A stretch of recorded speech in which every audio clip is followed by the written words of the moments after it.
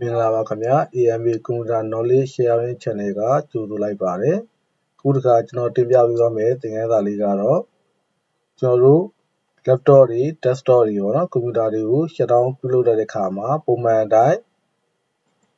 Windows key shut down မသွားဘဲနဲ့ desktop ပေါ်ကနေပြီးတော့ကျွန်တော်တို့ shortcut လေးတစ်ခုဖန်တီးပြီးတော့ပိတ်တာလေးကိုဖန်တီးပြုလုပ်ပေးသွားမှာဖြစ်ပါတယ်ပထမဦးဆုံး desktop ပေါ်မှာ right click နှိပ်ပါမယ် right click ကနေမှ new ကိုသွားမယ်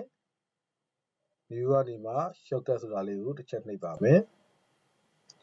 အခုလို create shortcut ဆိုတဲ့ပေါက်လေးပေါ်လာတဲ့အခါမှာ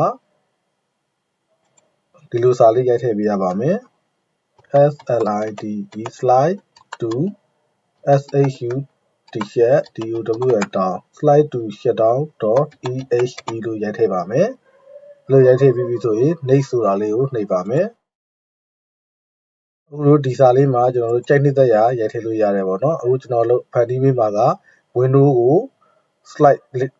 slide ပေါ့နော်ပေကားလေးကျလာတဲ့ပုံစံအတိုင်းကျွန်တော်တို့ကပိတ်မှာဖြစ်တဲ့အတွက် slide to shutdown စာလေးပဲရေးထားပါမယ်ပြီးရင် finish ကိုနှိပ်ပါမယ်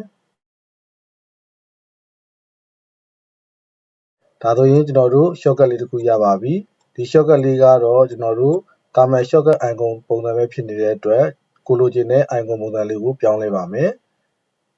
ရလာတဲ့ shortcut icon လေးကို click မှတ်ပြီးတော့ right click နှိပ်ပါ right click ကနေမှ property ကိုသွားပါမယ် property ကနေမှကျွန်တော်တို့ shortcut တက်လေးကိုဝင်လာမယ်ပေါ့နော်အဲ့မှာ change icon ကိုနှိပ်ပါ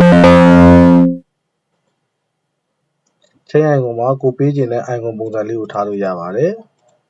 ကျွန်တော်ကတော့ဒီ icon လေးကိုသဘောကျလို့ဒါလေးထားလိုက်ပါမယ်ပြီးရင် OK ပေးပါမယ် apply OK ဒါဆိုရင်ကျွန်တော်တို့ဖန်တီးလိုက်တဲ့ shortcut icon လေးရပါပြီကျွန်တော်ဆက်တွေကိုပိတ်တော့မယ်ဆိုရင်ဒီ icon လေးကို double click နှိပ်ပြီးတော့ပိတ်လို့ရပါတယ်ဒါလေးကိုနှိပ်ပြီးပိတ်တဲ့ပုံစံလေးကတော့အပေါ်ကနေ slide လေးကျလာတဲ့ပုံစံလေးဖြစ်ပါတယ် slide to shut down your PC ဆိုတဲ့အောက်မှာမြားလေးကျလာတဲ့ဟာလေးကိုကင်မောင်းနဲ့ဖိပြီးတော့ drag ဆွဲပြီးတော့အောက်ထိရောက်ပြီးဆွဲချလိုက်တဲ့အခါမှာမိမိရဲ့ကွန်ပျူတာသည် shut down ကျသွားမှာဖြစ်ပါတယ်